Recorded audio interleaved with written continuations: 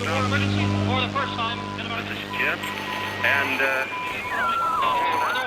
Receiving this message. We are Ken Jennings and John Roderick. We speak to you from our present, which we can only assume is your distant past, the turbulent time that was the early 21st century. Fearing the great cataclysm that will surely befall our civilization, we began this monumental reference of strange and obscure human knowledge. These recordings represent our attempt to compile and preserve wonders and esoterica that would otherwise be lost. So whether you're listening from an advanced civilization or have just reinvented the technology to decrypt our transmissions, this is our legacy to you. This is our time capsule. This is the Omnibus.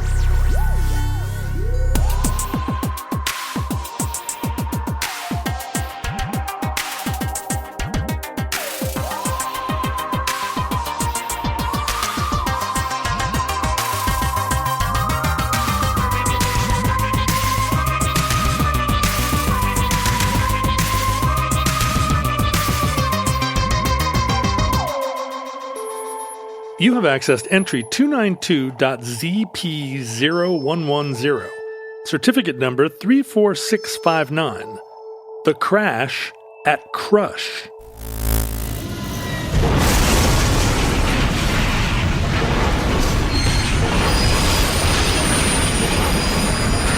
The Crash at Crush. Quoi?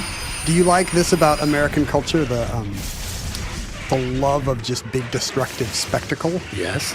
I guess it's implicit in even a fireworks show, but like America really took away the subtext when we just started having monster truck rallies and Monster trucks. demolition derbies. Love them. Well, what even is that? A big truck runs over old cars? A demolition derby Oh, demolition derby, that's a monster truck thing. Demolition derby is when old cars crash into each other. People are in the cars. In fact, there are whole like car types, like eras of certain kinds of GM cars where the car has become rare and collectible just because so many of them were used in demolition derbies. They just picked the cheapest, most disposable muscle car that would do the stuff they wanted? No, they picked like really big, large-bodied cars that had big motors and could sustain a lot of damage. Safety reasons. Yeah, a lot of what takes a demolition derby car out of action is that the radiator gets crushed and drains all the water out, and then the engine overheats.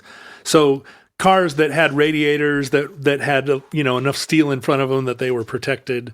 Now, you're a world traveler. Would you agree with my assessment that other cultures don't really have as many analogs to these big destructive spectacles as you would think? What? Well, it's interesting. Does anybody in North Korea just go watch tanks run over oxen? It feels like, at least in my experience in traveling in the 80s and early 90s, that a lot of other countries did not have the same sort of OSHA dictated safety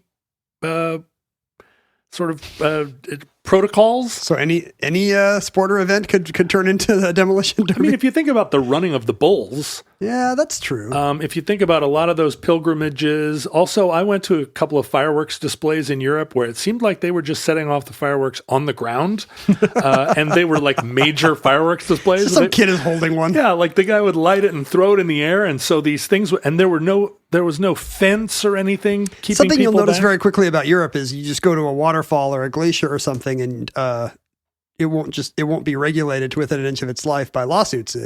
Right. You could just fall into the waterfall if you stand too close to the edge. But I think it's not. Other than there are examples of things like the running of the bulls where it's like, well, this is just mayhem. But of course, it dates. It's not technological like in the United States where it's like, let's take two locomotives and put them on the same track and point them at each other. That's the story today. That's what, really? Yeah, that's kind of I think maybe the birth of this weird American obsession with just twisted metal. And the funny thing is we have now given it to the world in our action movies. Right. The car chase took a while to develop, right? There's no great car chases in the 30s, 40s, and 50s. I mean, there is disaster spectacle, the fire burning Atlanta and Gone with the Wind and so forth. Right. We had some real ones like the Hindenburg, and there was some filmic evidence of big disaster. But we didn't fetishize them. I guess the Titanic is an early example of a disaster that does get fetishized in fiction. The 40s and the 50s, there are big budget movies where you can really relish the great ship on its side. And right. There's something a little unseemly, I think, about, do you remember after 9/11 when big plane crash set pieces got taken out of movies? Oh, a lot of them. We knew we were not in the mood for collapsing cities. Yeah, no, thank you. And then 6 months later, there's a big Transformer movie and they're like, yeah, we're in the mood for skyscrapers coming down again.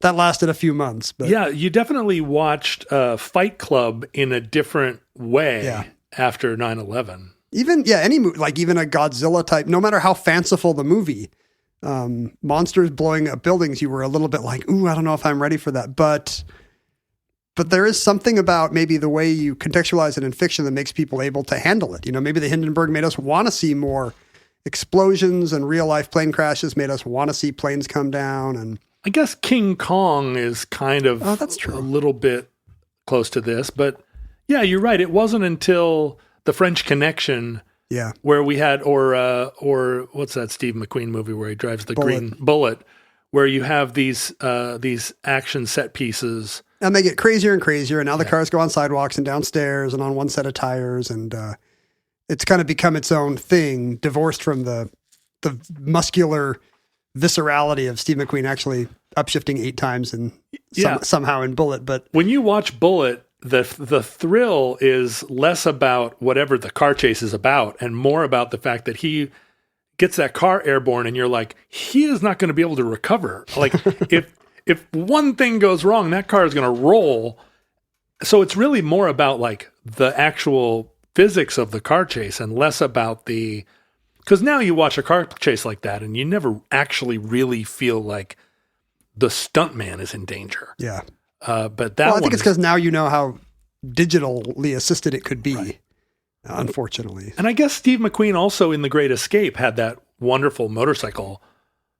I'm thinking, even though I think of this as American, I think a lot of those 60s British-directed epics, David Lean crashing the train in Lawrence of Arabia or blowing up the bridge, spoilers at the end of Bridge on the River Kwai. Right. These are all kinds Sorry, everybody that hasn't seen the Bridge on the River Kwai. If you were just invested in the bridge, what I'm saying is, love it in the second act, because it's not going to last. Look, Alec Guinness agreed with you. He felt the same way. But that's a big part of those movies, and I guess all war movies, is that Bond movies. Guys got to see big stuff crash into other big stuff and blow up. And there was something exciting about seeing a whole train crash or a whole bridge explode because you'd never seen it before. And watching a lot of war movies, as I have done, the ones where they are clearly setting fire to barrels of napalm that are behind trees compared to the ones where you really feel like they've actually blown up a thing.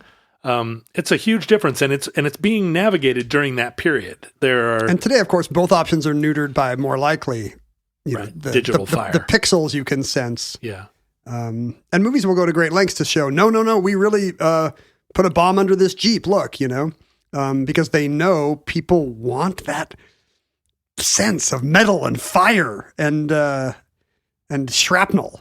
I remember watching, or maybe it was a book. I had some book that was about the making of Indiana Jones, the Holy Grail or whatever. Yeah. Raiders? No, Raiders of the Lost Ark. Thank you. And it described the process they went through to, that scene where the big lorry has kidnapped Marion, and is leaving the souk, and Indiana Jones. They switched baskets, but we didn't know. They switched baskets, and then the truck goes up on 2 wheels and explodes and tips over and burns. And then Indy runs back and he's like, Marion, but she's gone. The process of blowing up that truck was described in this black and white magazine that I had, where they actually had a log inside of it that had an explosive charge that shot the log out the bottom. Yeah, to unbalance the thing. Unbalance the truck. It's very hard to get a car to do all these things that you need to have it do in a superhero movie. Yeah, and then from now on, every time I watch Raiders, I look for the log, and you can see it shoot out of the bottom of the truck and push it over. What about this theory? It's depictions glamorizing the shrieking of metal and fire and stuff are rare at a time when people are actually going to war or sending their kids to war. Oh, yeah. But, as generations rise that do not know war firsthand or think of it as kind of a video game done by a group of guys in Georgia somewhere, then now we have a stomach for it. I mean, if you think about the height of Vietnam, it was also the beginning of those big, not the beginning, but very popular Patton and Tora Tora Tora.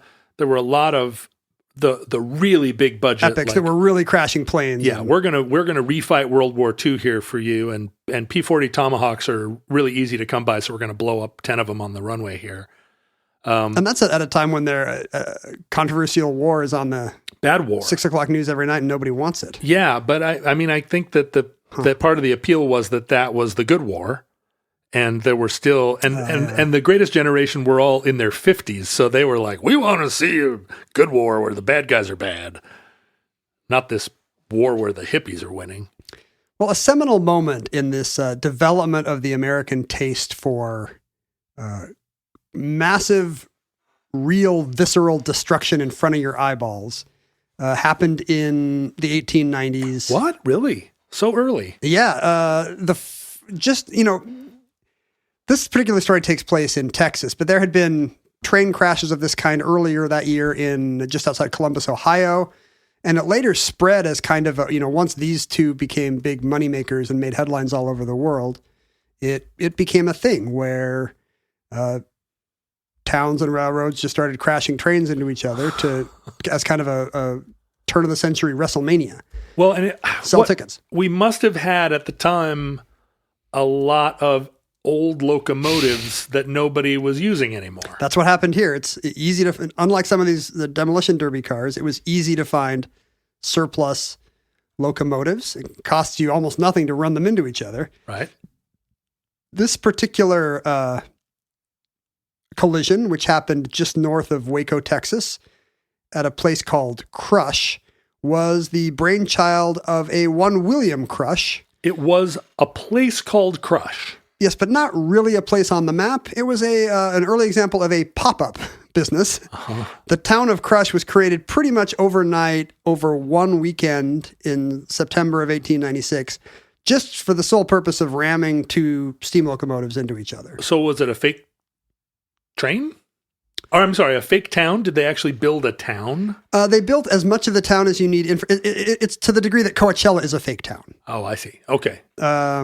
William Crush was the general passenger agent for the Missouri, Kansas, and Texas Railway, called the KT, as we've mentioned before when it came up in KT freeway form on the in the omnibus. The general passenger agent is basically the face of the company to the customer base. Do airlines have an officer like this, a chief customer experience officer? I don't even know. They must. But I mean, United certainly doesn't. Is he the guy in the video that tells you how they're making it safer for you or whatever? No, that always seems like the CEO. I know, but person with no presence, no on-screen presence. But that's just because he's the CEO and nobody can tell him, sir, you shouldn't do the ads. Hi, I'm the CEO of Delta Airlines, and I want to... It's just like, stop it. It's the Super Bowl ad with the guy. Did you see the one with the guy playing this ukulele song about oat milk or whatever? No. It's just a guy singing about oat milk, and nobody could tell him no because he was the founder. Oh, founder. He's like the My Pillow guy. Yeah, but it would be cute if it was Ben and Jerry or Bartles and James, or maybe some combination. Bartles and Jerry? Ben and James? But Bartles and James, those had to be actors. That wasn't Bartles and James. I believe. I'm too lazy to look it up, but I'm almost certain those were Bartles and James, and their kind of lack of affect and charisma was not a performance. Right. Well, and that's Dave from Wendy's too. Sort of like, exactly. Hey, it's the screen charisma of Dave from Wendy's. But I really want to boot that Delta Airlines guy off of those videos. It's just like, sir, you are not appealing.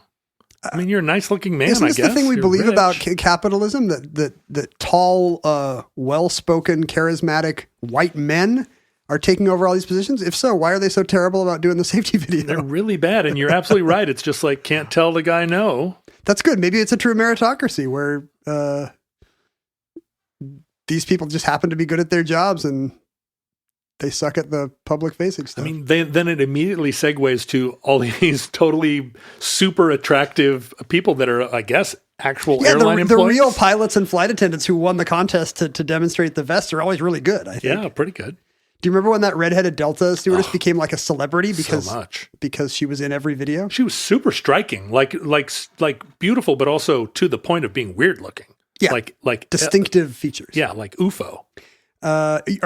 It's your opinion that she was an alien? I believe that it's possible that Delta Airlines is using reverse engineered alien technology to cram as many people into uncomfortable seats as they can, and they're using an actual UFO girl to make us feel like, to prepare us for a time when all those planes are actually flown by UFOs. And to prepare us for getting crammed into the arcs when they take us back to put us in their zoos. The cattle cars, right.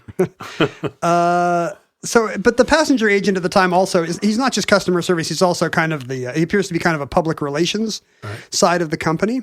And in the 1890s, the Katy Railway, the Missouri, Kansas, and Texas, is doing great. It's growing by leaps and bounds. I think it's... Who doesn't want to live in Missouri, Kansas, or Texas? These are booming parts of the country. Right. I think it's the first railroad to cross what is today Oklahoma, what was then still Indian Territory. Right. They had a lot of profitable routes where no railroad had gone before.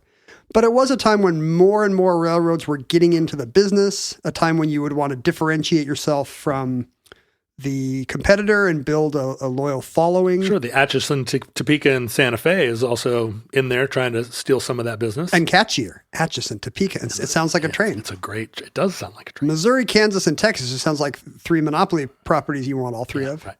But there have been a couple downturns in the 1890s, so it's, there's no belief that the good times are going to go forever.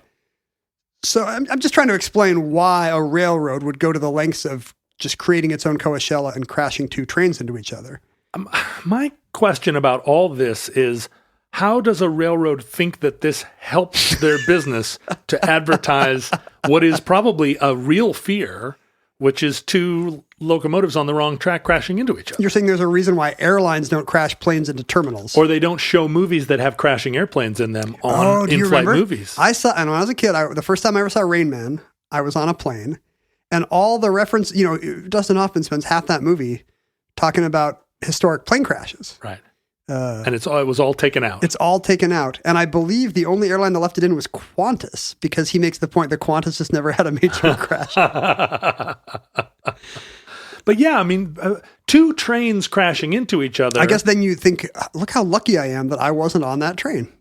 And I guess it remained a plot in films until just recently, when no one ever is on a train anymore.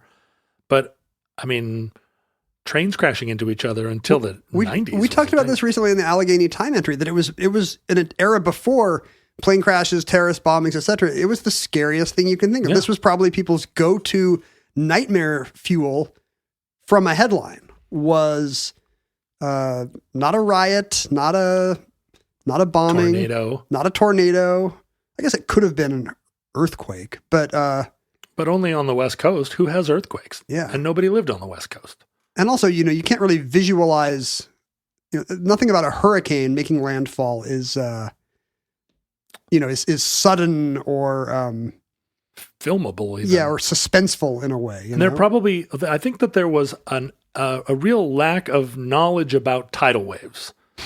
Right? Tidal waves are not a thing they're a thing That's what I'm always saying about the Gilded Age. Yeah. Mark Twain, how many times in Huckleberry Finn has he mentioned tidal waves? But zero. I feel like knowledge of tidal waves partly was a result of like the spread of archaeology and you get to this thing where you're like, now how did this get all the way up this mountainside?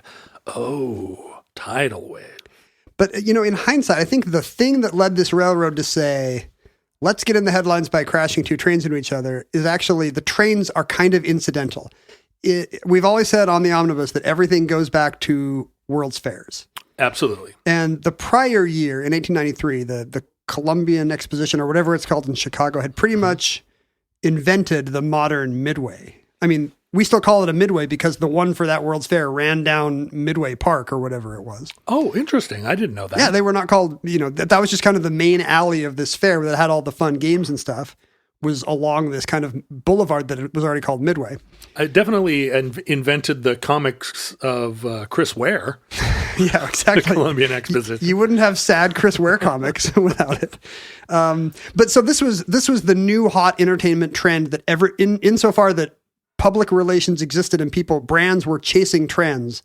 This was it. You get a bunch of people together on an alley of fun games, and you can pretty much print money because they'll go to the lemonade stands and they'll go to the beer gardens, Right. and they'll do all the shooting galleries and what Tunnel of Love, the haunted house, all this fun house type stuff. You're making me really nostalgic for a time when those were real things that I loved.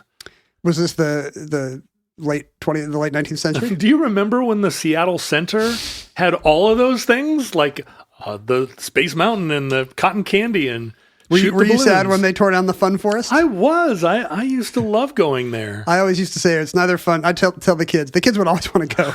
And I'd be like, kids, it's not fun and it's not a forest. In the 1970s, it was fun and it was a forest. It felt dangerous and cool. And there was no other amusement park in the neighborhood after that one up by Holler Lake went away.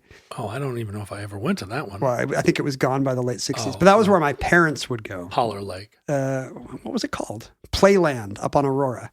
No? I think I remember seeing the wreckage of it. Yeah. Well, but wait, there was the all the rides at the zoo. There weren't that many rides at the zoo. There was the little train. I know you loved the train. You've talked at length about I love that little train. You're the little train's foremost evangelist now. I love it. But this was the big entertainment trend of tomorrow, and I think you see the same thing today when somebody has a hit with a music festival or a South by Southwest, any kind of gathering. Every city is like, well, we got to get us one of those. How do we get a film festival? How do we get a music weekend? How do we get a... Seattle has tried so many times to have a rock music festival. Just doesn't take off. But we did have Luna Park. Think about that. That's got to be a thing that comes from this. West Seattle? West Seattle's Luna Park. We had a Ferris wheel and a boardwalk. But very short-lived, I think, right? Yeah, no, it caught on fire. Right. But my uncle I think that's still what remembers happened. it. I think that's what happened to a lot of those kind of your local Coney Island. Madison Park had a merry-go-round.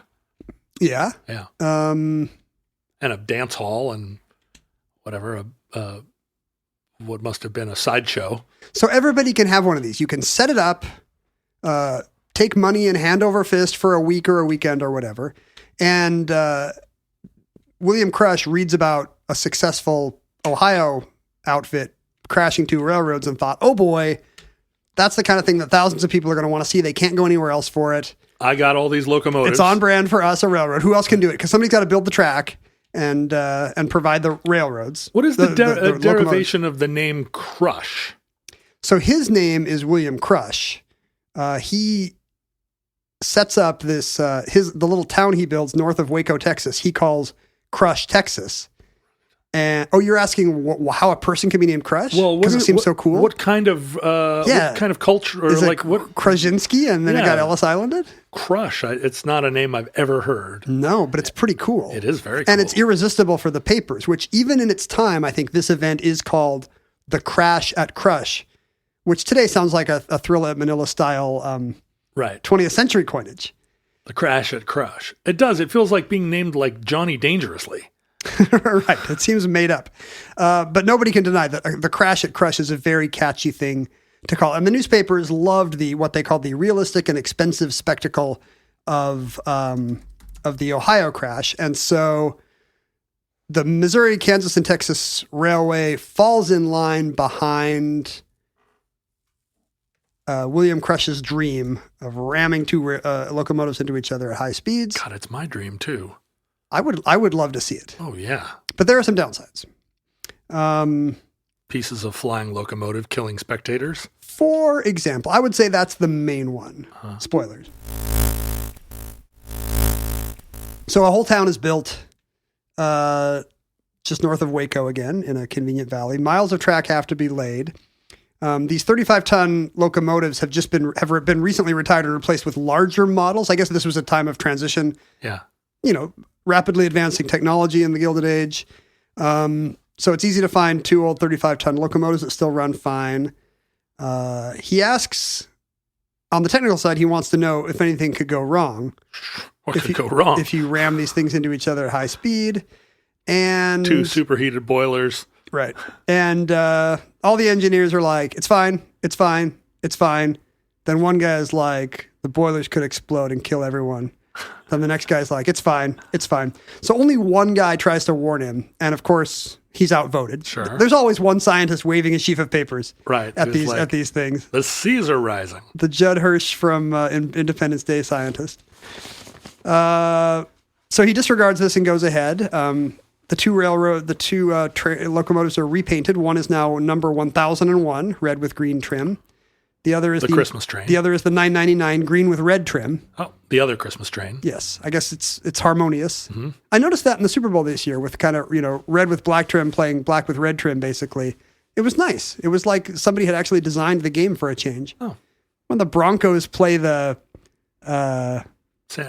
Green Bay Packers and suddenly it's green, yellow, orange, blue, and black out there, you don't think, what a great idea. You're describing my living room. Mid-century modern Super Bowl. little Joan Miro football action. Each car is, all the brass is polished. 6 box cars are found to line up behind them. Oh, they make them into trains. They're going to be, you want to see 2 trains hitting each other because you can imagine it's a different experience. It's the crush. The trains are going to accordion. There's going to be like a secondary collision when as the box cars kind of wobble back and forth. And can you pay to put your enemy in the boxcars for $100,000? Actually, nobody pays. It's free to watch. Oh, fun. The problem is you have to get to the middle of nowhere, West Texas. They got to be selling merch, though. T-shirts and that's the cigarette lighters. Okay, first of all, it costs you $2 to get there from anywhere in the state of Texas. And we think of that as a loss leader, but that's, in modern dollars, that's about $60. Right. That's a reasonably expensive weekend activity for many Texans. Well, it's $60, but I don't think most people made $2 a week. Probably. I mean, all that translation of like $2 then was $60 now. It doesn't do wages. Yeah, it's not close. It does commodities. Yeah. Yeah. So, but this was the thing about the Gilded Age is, you still have a large industrial immigrant, largely new immigrant population that's still not being treated very well. But for the first time, you're starting to see things like labor unions, 8-hour workday. There's a little bit of leisure time possible. Some leisure and luxury possible. I mean, that's why Twain called it the Gilded Age. There's gross stuff underneath, but there's a nice gold leaf on the surface. There's nice world fairs to go to and cotton candy to eat. Right. Clean water. The water's clean. And in fact, water is an issue here. Big train cars of water are brought in on this new spur. Artesian wells are dug. Lemonade stands appear. So it's a boon. Lunch counters. It's temporary. All this stuff's going to be gone by Monday. But Crush knows P.T. Barnum somehow. I guess PR is a small world. Of course. So he gets a tent from Barnum, and that becomes a big restaurant so they can make a ton of money selling food. They think they're going to get a few thousand people. And as the weekend nears of September 15th, 1896, it becomes clear that this is now the event to go to. People are going to come from all over Texas to watch 2 freight trains or 2 trains run into each other. So it's there's not a lot to do. And it's a 1-minute moment. Yes, but like Disneyland, they know Pirates of the Caribbean only last 3 minutes, but they got to keep you shopping on Main Street and eating beignets and stuff for the rest of your day. Right. So you don't mind the hour you spend in line. Right, and it's kind of like the launch of a Saturn V rocket. I mean, people come from all over to watch it. It only lasts a few minutes, but it's the experience and the build-up. Super exciting. It's a day out, basically, for these families where, new explorers of the West, the weekend's just been invented. But it's going to take them a week to get there. This is before the motel. It's before the land cruiser. Texas is big. Say the lyrics to Anchored Down in Anchorage. Yeah, I don't want to offend an Alaskan, but Texas is pretty big. Yeah, it's okay. So many people pour into the made-up town of crushed. Oh, there's also a jail, by the way, because they know there's going to be some rowdies. I'm sure there's beer for sale at some of the lunch stands. But it's close to the bustling hub of Waco. It's 15 miles away from Waco.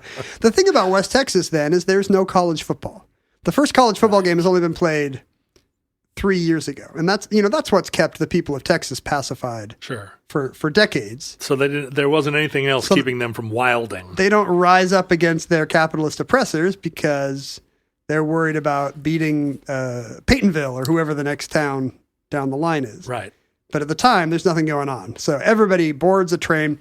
And, so every train, every Katy train is suddenly being redirected to the made-up town of Crush, Texas, which by the morning of September 15th already has tens of thousands of people and new trains arriving every 5 minutes. So Crush is already making his money back just in train tickets. Oh, yeah. Like this thing is going to be massively, massively profitable. It is the event of the season insofar as there's kind of a social whirl in West Texas. Think about it right now. If they said, we're going to crash 2 old-fashioned locomotives, or no, even 2 modern locomotives into one another out in Wenatchee, wouldn't you get the family in the old wagon and drive on out the there? thing about COVID is it is enforced. It's kind of turned us all into the 19th century. There's nothing to do on weekends. I would go watch it. I would absolutely. I would worry about it for crowds. Yeah. It's the same reason I don't want to go to Mardi Gras or even a rock festival, is because are the crowds going to be a nightmare? Are you worried about stampedes? No. Because I one of my formative memories was the stampede at that Who concert in 1980, where everybody, that's actually should be an omnibus. But that, scared me about crowds ever since. And I always kind of hang to the edge. I never want to be. You're not wrong. Yeah. I just don't find it a pleasurable trip if you're, I don't want to go to Times Square on New Year's Eve either. Right. I feel like we talked about this recently on the Omnibus. It's back. I went to the lighting of the Christmas tree in Rockefeller Center, and it was awful. I felt in absolute jeopardy at all times because you know what that ice rink is like. There's no way in or out. I mean, there are a dozen choke points, but there's no way for all those people to move. I think that's my nightmare. What if I want to drop by and suddenly I'm there for 5 hours, or even on the. I mean, I think that about going to professional sports. I'm like, is this going to be a huge cluster? How am I going to get out of here? Yeah. So by the morning of September 15th, this is now the second biggest city in the state of Texas. There are 40,000 people all told in Crush, Texas. The crash is supposed to happen at 4 p.m., but train cars full of gawkers are still arriving every 5 minutes. And of course, William Crush wants to sell sandwiches to them, fried chicken to them all. So it finally gets delayed about an hour. Finally, about 5:10. Oh, they should do it at night. That seems like they would be, like... I guess set both trains on fire. I guess they don't have the lighting for it out in the middle of nowhere. Right. I wonder what the power situation was like. Zilch. Nothing. There's nothing. Well, what is this? 1893. I'm just saying there's no power at all. Well, that's what I'm saying. There's no. What's your lighting? Tiki torches. Yeah, candles. So at 5:10 p.m. on September 15th, 1896, William Crush comes out on a horse because it's Texas to address the crowd. He takes off his hat and waves it. It says here that electric light was brought into Texas in 1882, originally in Dallas, but almost certainly they had not run that much electric power out to Crush. No, I'm quite certain Waco didn't have right. electricity, much less. It's amazing to think that he thought that he could address a crowd of 40,000 from on top of a horse. I mean, maybe that's the hey, everybody, highest thing for miles around. Yeah, I think the spot was chosen because it's kind of in a valley. Oh, right. So that it's kind of a natural amphitheater where the crowds can stand up on the slopes and watch this new. Varying accounts say they laid between 3 and 15 miles of track for this. I don't know how much of a run up they got. And he waved his hat, giving the signal. The two trains are miles away, but they start cruising toward each other. They get up to the fastest speed they can. And this is a thing where the engineers put them in motion and then jump off. Yeah, jump off pretty quickly. whatever is in place to The lever, to the push throttle. the throttle as far forward as you can get, so they speed up at high speed. And then just 30 yards from a dead stop, the engineers and conductors all jump out. And now these locomotives was carrying 6 boxcars, I think all plastered with advertising. It's not that different than Coachella. Right. Pepsodent. Head toward each other on the same track at top speed. So once this gets going, there's no turning back. There's no way to... Maybe that's part of the appeal of it, just the inexorability of, Yeah. I can't look. This is done. It will be, whatever, the Willy Wonka thing, like the suspense is delicious. I can't wait. They reach about 50 miles an hour, and I think that's a piece. Oh. Which means you're essentially washing the equivalent of a car ram a cement wall at 100 miles per hour. And modern scientists have estimated there's somewhere in the neighborhood of 1 to 2 million pounds of force when you take into account the telescoping of all the boxcars coming from behind. Was it timed well enough that the crash actually happened in the location, like in the center of this thing, or was one locomotive a little faster? Like, was it pretty well targeted? It must have been pretty well targeted because where the crowds were, that's where it happened. And the one engineer who said, "Are you crazy? What if a boiler explodes?" turns out to be right. The locomotives see each other and both boilers immediately explode. As you would expect. So they spray bolts and bits of iron shrapnel and scalding water all over the crowd, which is right there and very close to the track. The style of the time they were all standing 20 feet away. Yes. And many people are injured. 2 people die. Even the official photographer from Waco that the Katy Railroad has paid to take photos of the event takes a piece of iron to one eye and is blinded in his eye. The eyewitness accounts are really interesting. There's a Confederate veteran there. I'm sure there's many, but one mentions that I guess this ties into war movies again. The smoke and the explosion and the people falling to the ground all around him frightened him more than the war did, and he was at Gettysburg for Pickett's charge. Wow. I mean, he doesn't say, "And I have PTSD," but that's kind of seems like it's the subtext of the quote. Sure, it hadn't been invented yet, PTSD. Yeah, this felt like combat. Wow. And despite the fact that people are dropping right and left, everybody immediately makes a beeline for the crash because everybody wants a souvenir. Right, of course. And the ones that didn't get a bolt to the head. Right, but then they're picking up hot metal. Wait a second. Right. So people are rushing up for souvenirs and burning themselves on their hot potato souvenirs.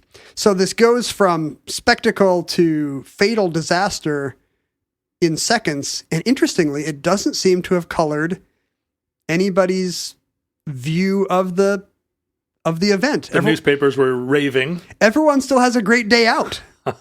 I guess it's just the utilitarian way to look at it. Sure, 2 people died, but that was only 1 in 20,000. Your odds were pretty good of having just a great day. Sure, out of 40,000 people, probably 200 died of dysentery in any given moment. Yeah, I wonder if the math is different back then. Oh, I think so. I mean, human life was just not anywhere close to as valued as it is now. Plus, even the people who died got to see the great train crash. Sure, so it's the last thing they saw. What a way to go. William Crush is fired for the 2 deaths, and then when it's not that different from any kind of social media firestorm today. Once the headlines turn out to be raves, he's hired back the next day. Too bad that didn't happen with the Fire Festival. Those guys all lost their jobs for good. I think that's because the headlines didn't say, "Hey, actually, Blink-182 was pretty good." Right. It turned out nobody showed up and nobody played. Blink-182 is not that good. I'm going to get angry letters for that for sure. If the concerts had actually happened and there had been all this video of people having fun, I think you're right. People would have been fired and then the sandwiches would have been forgotten because it's always hard to predict at the beginning how the media cycle is going to go. And this is a company that thought it was going to be bad. And then it turned out, no, we could just rehire the guy and we'll pay the photographer $20,000 and we'll pay off the families of whoever got killed and still make money. Yeah, every newspaper in the world is talking about the KT Railroad. And honestly, on some level, it kind of proves what a great spectacle we put on the two people died. Right. I mean, that's how you know this is legit. For sure.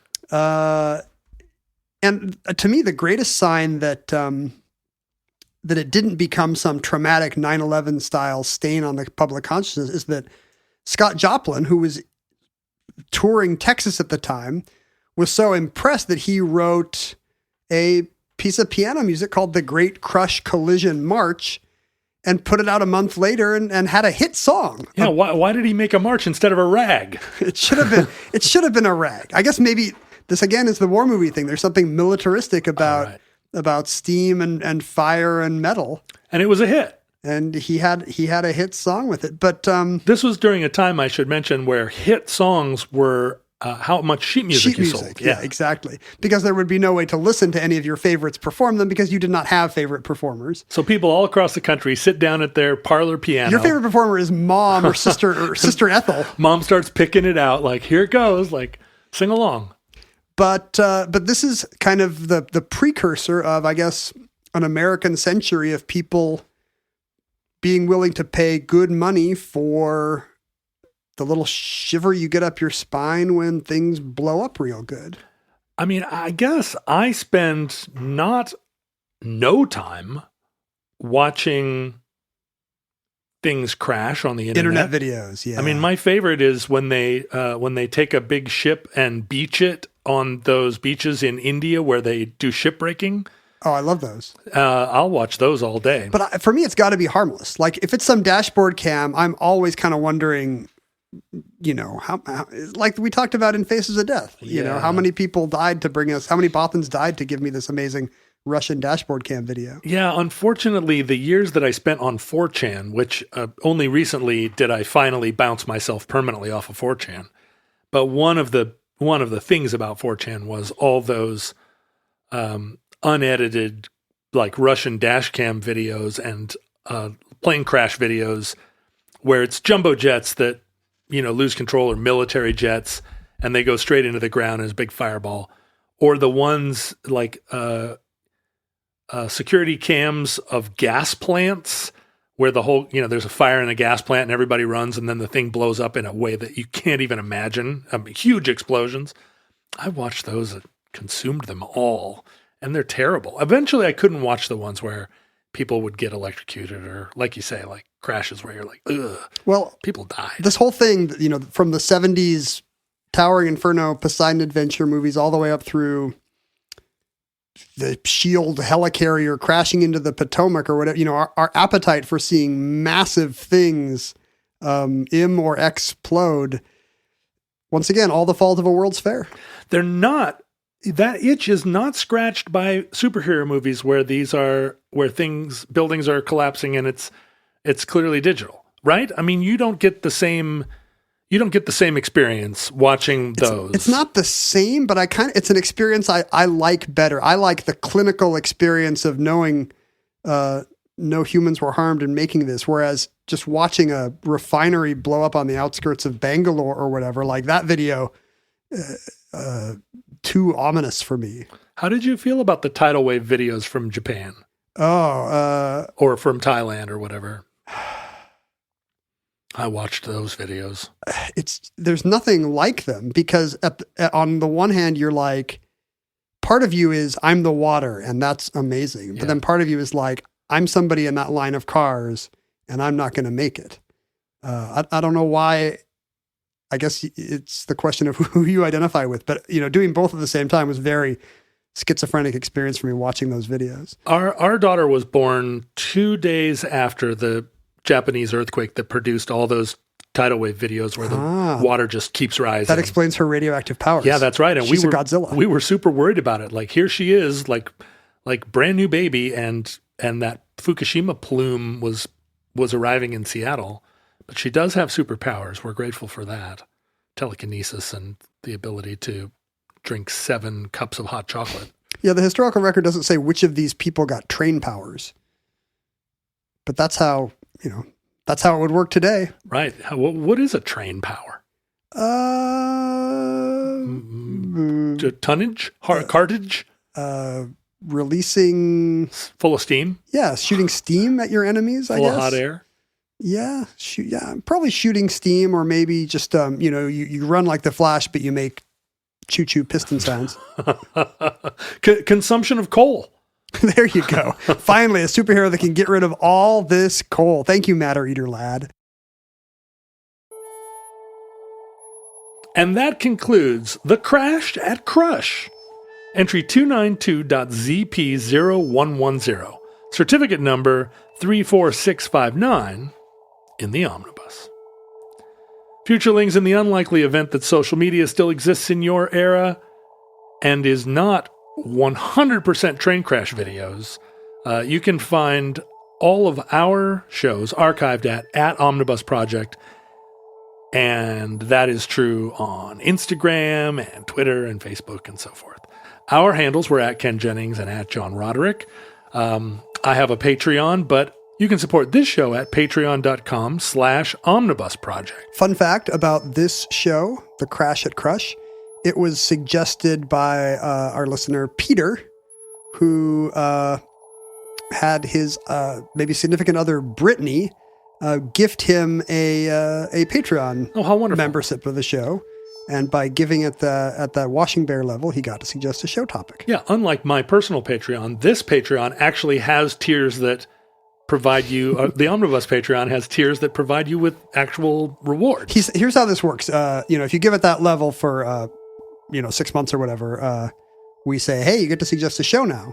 And he sent over a list of ideas, and they were all good enough that I kind of want to do one of his other ideas too. So he might really get his money's worth later this year if I do his other show as well. But other tiers, you get signed show notes, and I'm talking about the chicken scratch that we actually use to. Ken and I both are Generation X, so we actually still put pen to paper to make notes to do our shows. For a mere $5 a month, you get access to our monthly addenda shows. And you get back access as well. If you were to give today, you would suddenly have 15 new omnibi in your queue. Just in case you went to prison but were allowed to listen to podcasts. I'm not sure what the rules are on that. Oh, that's a good question. Yeah, because I would go to solitary if I could have my podcast. Right, I know, me too. And then at a higher level, you actually get the opportunity to Zoom call with the two of us. And we've had some fantastic Zoom calls with fans. So that's patreon.com/omnibus project. You can email us at theomnibusproject@gmail.com, and that doesn't cost you any money, but it costs us a lot of time and treasure. So be judicious. It does? It costs you time and treasure because your time is a treasure. I do go through the email for the addenda show. Oh, right. And the addenda show is largely people trying to correct us. Listener feedback. And then us explaining to them how they're wrong. But you can also send us messages, personal messages like, I love you, Ken. We encourage you to socialize with other Futurelings on various social media. You can search for Futurelings and find places to hang. And then you can send us actual mail, which a lot of people do, at P.O. Box 55744, Shoreline, Washington, 98155. I just got a box sent to us, care of the Cryptozoology Subdirectorate. Whoa. From, hello. 14 times. From it looks like maybe a Sasquatch-themed Etsy store. I wish I could credit the sender by name, but the initials are RR, if that's helpful. RR. Someone in Toledo, Washington. Where's Toledo? Toledo is down in Lewis County. It's like a town on the Cowlitz River that's down there in sort of the general kind of what the heck is going on down there part of Washington. You know what I mean? Like down there, there's actually a Rochester, Washington that always feels like it has some family connection to my people, but it's not that far off of I-5. Are you aware that your name is not Rochester? Yeah. Oh, you know what Toledo is? You know when you're driving down there and and Vader shows up on your right, and there's that little hamburger joint by Vader? Toledo is like right on the other side of the freeway. Well, RR sent us the Sasquatch-themed care package, 2 Bigfoot air fresheners. That's where you might see a Bigfoot still. Yeah, and these 2 bumper stickers don't appear to be too Bigfoot themed, but this certainly is. Whoa, is that a slipper? If so, it'd be weird to send one Bigfoot slipper. Oh, it's a Bigfoot foot. Yeah, I guess it's just like a little pillow. How much foot would a Bigfoot foot if a Bigfoot could foot? But it's got anatomically correct toes, like a Chewbacca. That is a weird little pillow. My cat is going to go crazy for that if your dogs don't. I No, think your yeah. dogs would like it better. I feel we can fight over the Bigfoot foot lady. Well, you didn't show me the bumper stickers. What do they say? One of them is a hear no evil, see no evil thing. Yeah, monkey one. And one says bogus with a thumbs down. Which one do you think I want? I'm going to guess bogus. Bogus. Thank you, RR. RR. Arr. Listeners, from our vantage point here in the distant past, we have no idea how long our civilization survived. We hope and pray that the catastrophe we fear may never come. But if the worst comes soon, this very recording, like every recording you've heard so far, may be our final word. But if Providence allows, we hope to be back with you soon for another entry in the Omnibus.